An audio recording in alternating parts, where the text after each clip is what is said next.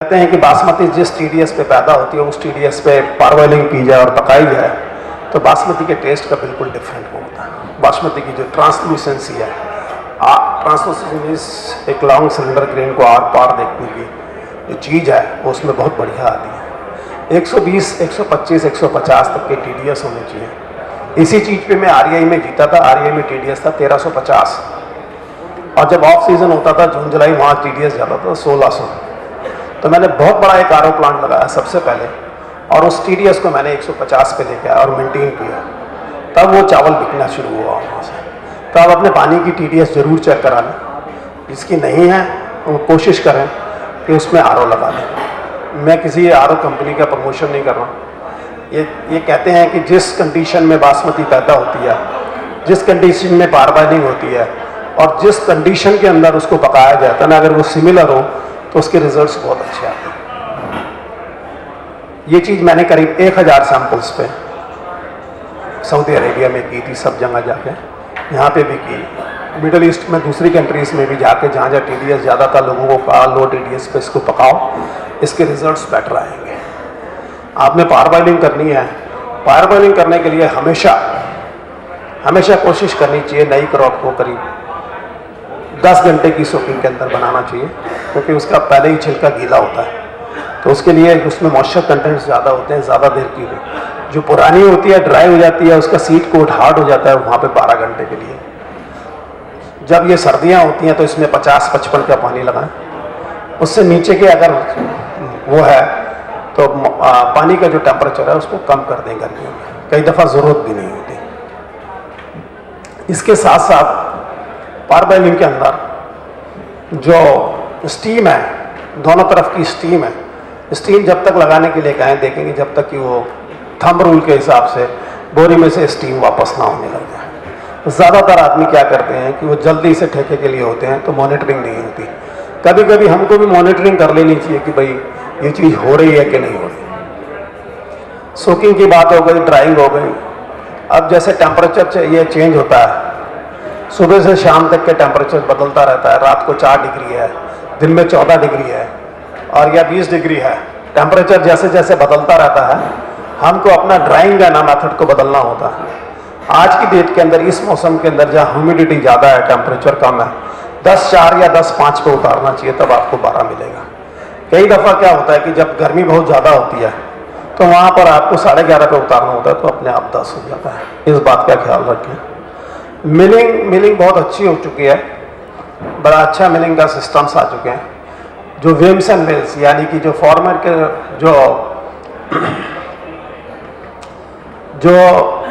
जो लोग आपकी मिल में बहुत पुराने फोरमैन हैं, ये हैं, वो अपने हिसाब से कंपनी को चलाना चाहते हैं। हर चीज़ डिफाइंड है। आपको है ना हस्कर के ऊपर 85% एफिशिएंसी पे अगर आप चलाते हैं, हस्कर में देख लें कि भाई जो रोल्स हैं ना वो कच्चे के अलग हैं, स्टीम के अलग हैं, सेले के अलग हैं, गोल्डन के अलग हैं। 85% एफिशिएंसी पे चलाने पे अच्छे रिजल्ट्स मिलते हैं। जब पॉलिश आप करते हैं तो 4 पॉलिशर्स के साथ चलते हैं, तो पहला, सेकंड, थर्ड, फोर्थ, उसके ऊपर इक्वल लोड होना चाहिए। ये नहीं कि आप नंबर ऑफ कैट्स हैं एक पर बहुत ज़्यादा बढ़ा रहे हैं, एक पर बहुत कम कर रहे हैं। वो बिल्कुल स्टडी, बिल्कुल एक स्टेप करके है ना उसका कैट बढ़ना चाहिए। मेरा रिकमेंडेशन ये है कि मेरी लाइफ का एक्सपीरियंस है कि 4 पॉलिशर्स के साथ अगर 2 बफर्स लगाते हैं तो बहुत अच्छा चलता है, बहुत अच्छे रिजल्ट्स मिलते हैं। अब बासमती की बात करें तो बासमती सबसे बढ़िया ग्रेन है, जिसके के अंदर ब्रोकन सबसे कम होती है और पॉलिश को चढ़ाना सबसे ईजी होता है। जो भी वैरायटी 90 दिन से कम में, 90 दिन के अंदर या 110 दिन में हो रही है, 100 दिन के बीच में हो रही है, उस वैरायटी में टुकड़ा ज़रूर बहुत ज़्यादा आएगा। हमारे साइंटिस्टों से रिक्वेस्ट कर रहे हैं कि आप ट्रेडिशनल के अंदर ज़्यादा ग्रोथ दें। इंस्टेड ऑफ हर साल 1-2 वैरायटी आप निकाल देते हैं। वैरायटी निकाल के उसको ब्रांडिंग करके शेल्फ पे बेचना एक बहुत मुश्किल काम है। जो हम काम करते हैं वो हिट एंड ट्रायल करते हैं। हम किसी भी दलाल के साथ या किसी भी बाहर के डिस्ट्रीब्यूटर के साथ प्राइस कॉन्शियस होकर उसके ब्रांडिंग कर देते हैं। ब्रांडिंग करना इतना आसान काम नहीं है। आपने ट्रेडिशनल के अंदर मेरे ख्याल है 20 साल लगाए और 11 साल, 10-11 साल आपने 11-21 में लगाया। ब्रांडिंग करना अपने यहाँ है ना आसान काम हो सकता है। कि इंटरनेशनल मार्केट में आप कंज्यूमर को रोज़ ये नहीं समझा सकते ये 1500 नो आएगी, अगले साल 1600 नो आएगी, उसके बाद 1700 नो आएगी। ये गलत है। मेरा मानना गलत है। इसमें डिस्प्यूट भी हो सकता है, इसमें डिफरेंट ऑफ ओपिनियन भी हो सकती है, तो पर मैं अपनी राय बता रहा हूँ, मेरे हिसाब से ये गलत है। हमने PB3 को देखा है, PB3 के अंदर 20% से 30% तक दाने अभी भी ऐसे चल रहे हैं, जो दाने हैं ना DP जैसे लगते हैं बिल्कुल। पर मेरे को इस चीज़ से उम्मीद है, फर्स्ट ऑफ ऑल ये रियल रिसर्च है PB3 की, पंजाब एग्रीकल्चर यूनिवर्सिटी में। हमारा अपना मानना यह है कि जो बेस्ट रिसर्च ट्रेडिशनल में हो, कुछ 11-21 में हो या DP में हो, जो कि हमारी ऑलरेडी रिकॉग्नाइज वैरायटीज़ हैं, रिकॉग्नाइज वैरायटीज़ में हिम्मत करना।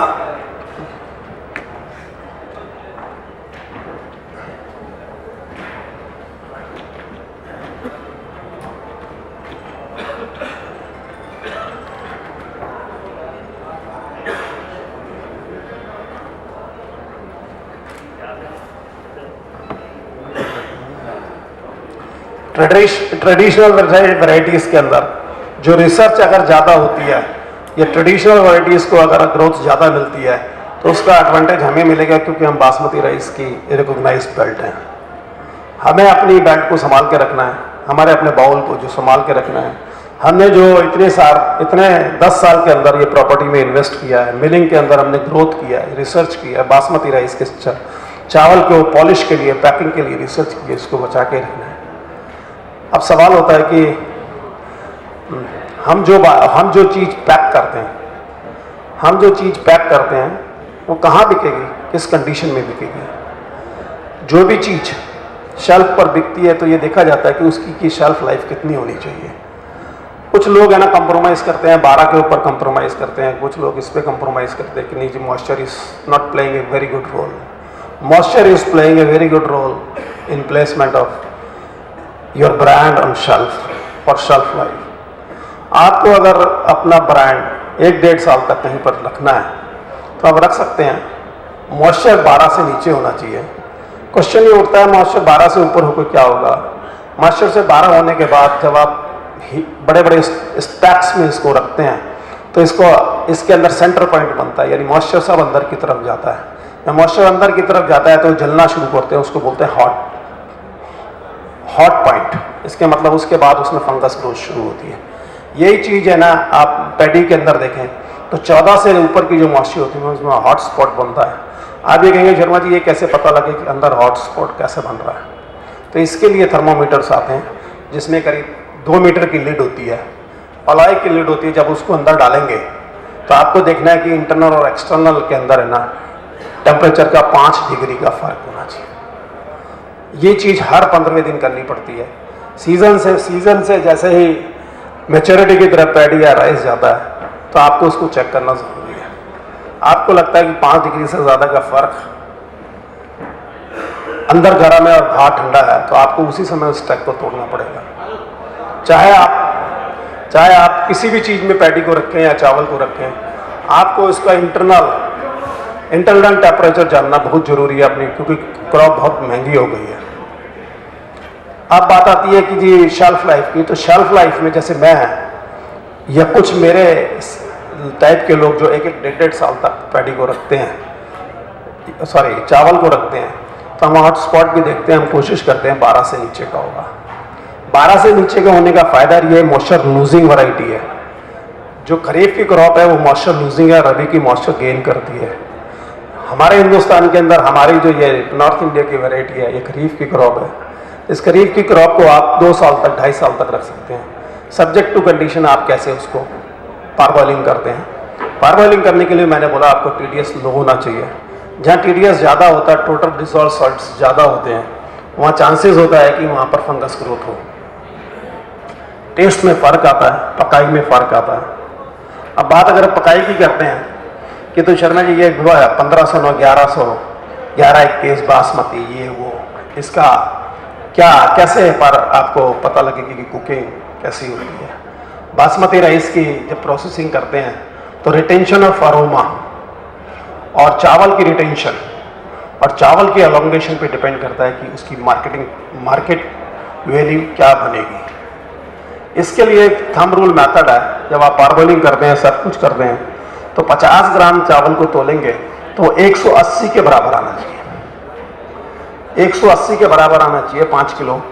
आप जितनी भी वैरायटीज़ मार्केट में अवेलेबल हैं उसमें वाटर रिटेंशन सबसे बढ़िया जो है, मतलब वाटर ऑब्जॉर्व भी करना, उसको रिटेन करके रखना लॉन्गर पीरियड के लिए, वो सबसे बढ़िया डीपी का है। पहले वाली डीपी 1401 नहीं, उसके बाद बासमती का है, उसके बाद 1121 का, सबसे लो है 1509 का।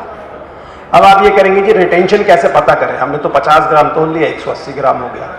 जब आपने 180 ग्राम कर लिया, एक प्लेट में रखे हैं ना, आप नॉर्मल 22-23 डिग्री टेम्परेचर के ऊपर फ्रिज में रखें, तो आपको पता लगेगा कि सबसे पहले जो सूखती है ना वैरायटी, वो 1509 है। ये हमने करीब 400 सैंपल्स के ऊपर टेस्ट किया। आपकी अगर वाटर रिटेंशन अच्छी है, आपकी सब कुछ पारबॉइलिंग अच्छी है, तो नंबर ऑफ प्लेट्स ज़्यादा बनेंगी, क्योंकि आप माल को किलोग्राम के हिसाब से बेचते हैं, किलोग्राम के हिसाब से बेचते हैं, और जो आपका कंज्यूमर है जो आगे बेचता है चावल बना के, वह बाय वॉल्यूम बेचता है, यानी कि वो कितना उसकी वॉल्यूम बनी।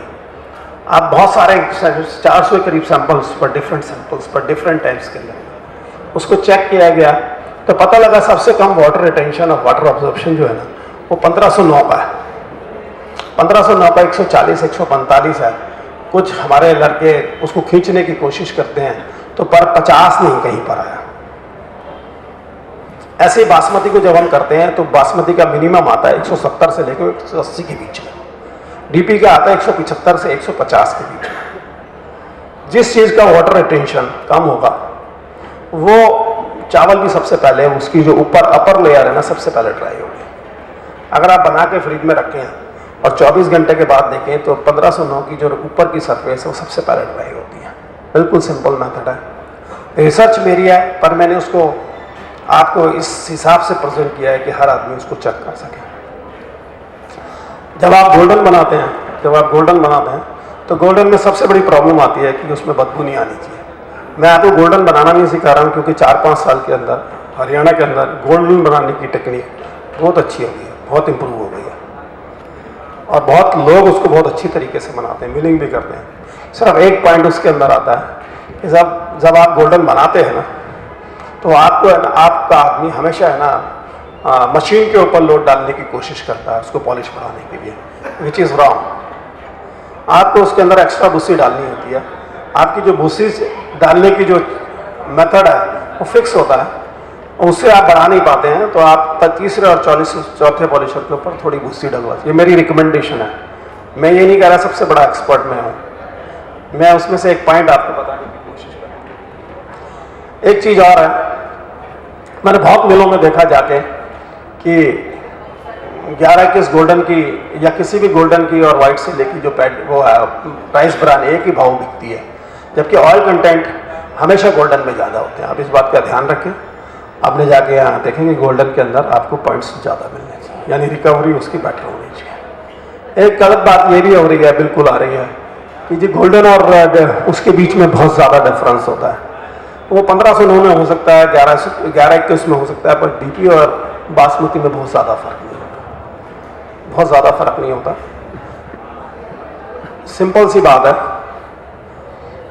जब गोल्डन बनाते हैं, ये मेरी रिकमेंडेशन है, जब गोल्डन बनाते हैं पानी में जब उसमें डाल देते हैं तो वाटर ऑब्जर्वेशन सोकिंग के बाद उसका जो पानी निकालते हैं, तो पैडी को करीब 45 मिनट से 1 घंटे के बीच, डिपेंडिंग अपॉन आज का दिन होगा तो 1 घंटे तक उसको रखिए उसके अंदर। अगर गर्मी होती है तो 45 मिनट्स रखिए, ताकि पानी निकलने के बाद 45 मिनट्स रहने के बाद यूनिफॉर्म कलर होने का बहुत ज़्यादा चांस है। और दूसरी बात यह है कि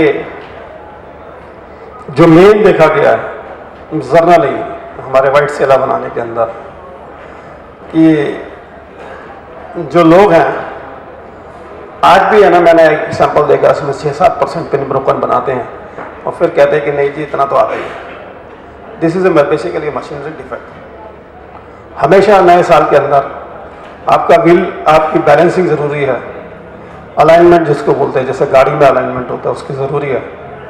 और पत्थर भी मेरे हिसाब से कुछ लोग कंजूसी करते हैं, पत्थर बदलने भी कितने जैसे किलोमीटर के ऊपर गाड़ी सर्विस होती है उसी हिसाब से पत्थर भी बदले जाने चाहिए। मेरा अपना एक्सपीरियंस ये है कि टाइम चेंजेस होने के हिसाब से लेबर की कॉस्ट बढ़ रही है, इलेक्ट्रिसिटी की कॉस्ट बढ़ रही है, सब कॉस्ट बढ़ रही हैं, उस कॉस्ट को देके उन प्लांट्स को प्रेफर करें जिनमें ये चीज़ की एफिशिएंसी हो। कुछ लोग, मेरा अपना एक्सपीरियंस या मैं नाम नहीं लूँगा, लास्ट 2 ईयर्स के अंदर मेरे कुछ मिलर्स जो है ना, जिस एफिशिएंसी पे प्लांट को चलाते थे, मुझे अजीब सा लगता था। मेरे अपने बाबा करके सप्लाई, मेरे ख्याल है वो सब 30% अपनी 20% एफिशिएंसी बढ़ा चुके हैं। जितने टन का आपने प्लांट खरीदा उतने टन के ऊपर एफिशिएंसी पे प्लांट चलना चाहिए। ज़रूरी नहीं है कि आप 24 घंटे चलाएं, पर उसकी एफिशिएंसी ज़रूर चलनी चाहिए। आपके पास पैडी है या नहीं, दैट्स अ डिफरेंट थिंग। पर सब मिलके है ना उसको ये कहें कि भाई इतने एफिशिएंस, मेरा प्लांट इतनी तूने मुझे बेचा है, इतने टन पे चलना चाहिए। मेरा मानना यह है कि जब डीएस्किंग 85% पे होता है, किसी ने 12 टन का प्लांट बेचा तो उतने टन की पैडी है ना उसमें निकलनी चाहिए। प्लांट अपनी एफिशिएंसी की बात है, क्योंकि प्लांट बहुत कॉस्ट बहुत ज़्यादा हो गई है, एफिशिएंसी उसमें बहुत बड़ा रोल प्ले करती है। जब पैडी की कॉस्ट ज़्यादा है, इनपुट कॉस्ट बहुत ज़्यादा हो गई है, तो efficiency plays a very important role. दुनिया में जो भी इंडस्ट्रीज चलती हैं, सबसे पहले उन प्रोफेशनल्स को रखा जाता है कि जो एफिशिएंट होते हैं। मुझे भी रखा जाता था तो ये लगता था कि मैं एफिशिएंट हूँ कि नहीं है, क्योंकि मेरे बारे में ये भी था कि